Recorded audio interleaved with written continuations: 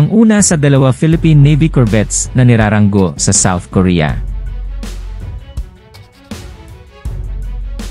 Sa ilalim ng maliwanag, azure na kalangitan ng Ulsan, South Korea, ang hangin ay umugong sa pag-asa at pagmamalaki.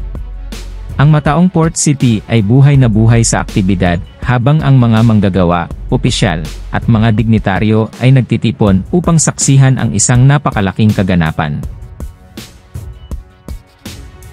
Noong Hunyo 18, 2024, at malapit nang matanggap ng Philippine Navy ang una sa dalawang state-of-the-art na HE-3200 corvette, na nagmamarka ng isang makabuluhang milestone sa mga kakayahan nito sa dagat.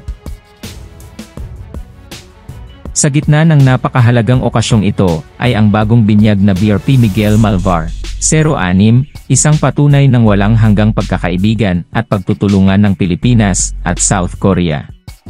Ang makinis at modernong mga linya ng barko ay kumikinang sa ilalim ng araw ng tanghali, na sumasalamin sa pagtatapos ng mga taon ng pagpaplano, engineering, at pakikipagtulungan.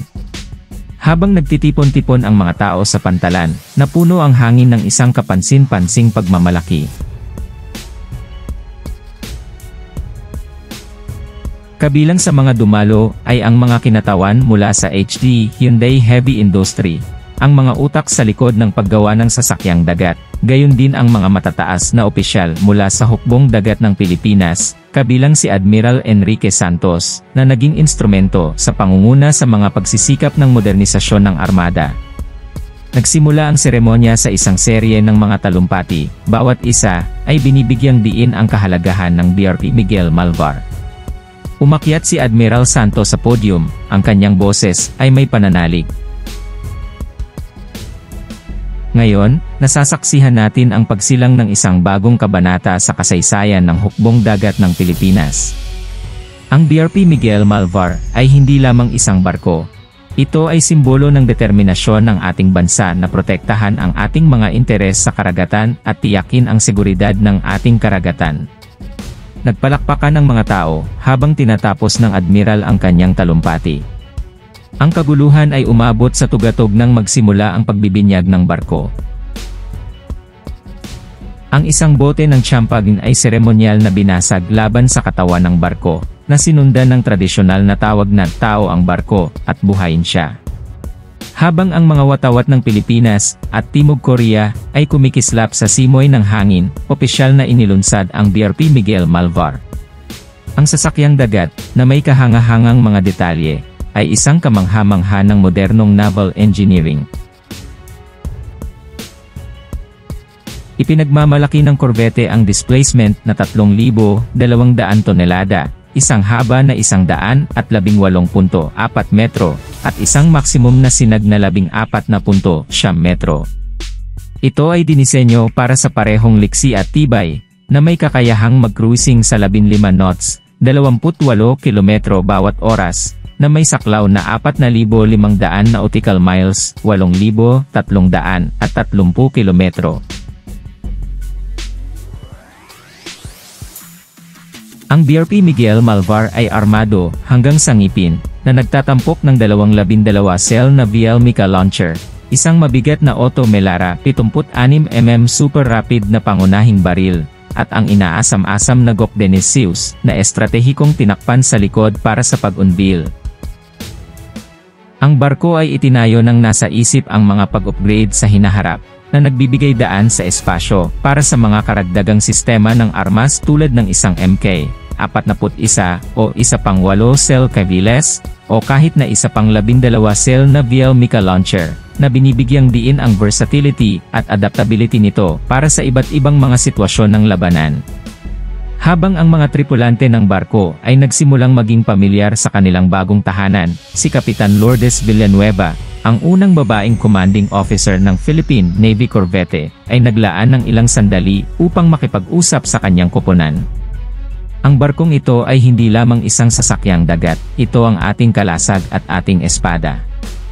Ipinagkatiwala sa atin ang karangalan at responsibilidad na ipagtanggol ang mga katubigan ng ating bansa. Ang paglulunsad ng BRP Miguel Malvar ay hindi lamang isang selebrasyon ng teknolohikal na kahusayan kundi pati na rin isang matinding paalala ng makasaysayang figura na ipinangalan dito. Si Miguel Malvar, isang kagalang-galang na general noong Rebolusyong Pilipino, ay sumisimbolo ng katatagan at pagiging makabayan.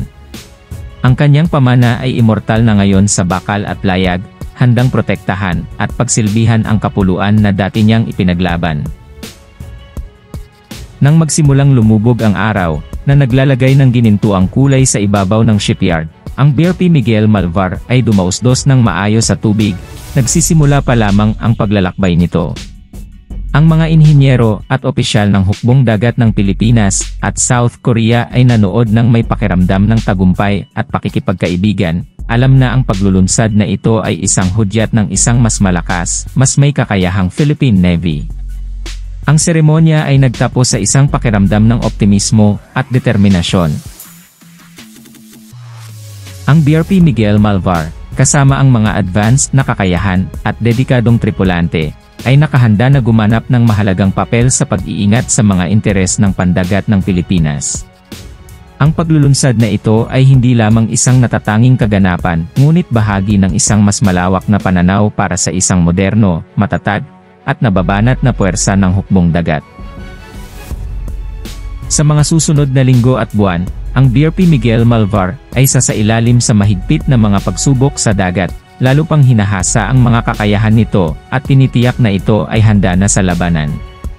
Ang paglalakbay sa hinaharap ay puno ng mga hamon, ngunit ang diwa ng pakikipagtulungan at pagbabago na nagbigay buhay sa Corvette ay patuloy na gagabay sa landas nito. Sa paglalayag ng BRP Miguel Malvar sa abot tanaw, dala nito ang mga pag-asa at adhikain ng isang bansang nakatuon sa pag-secure ng lugar nito sa maritime domain.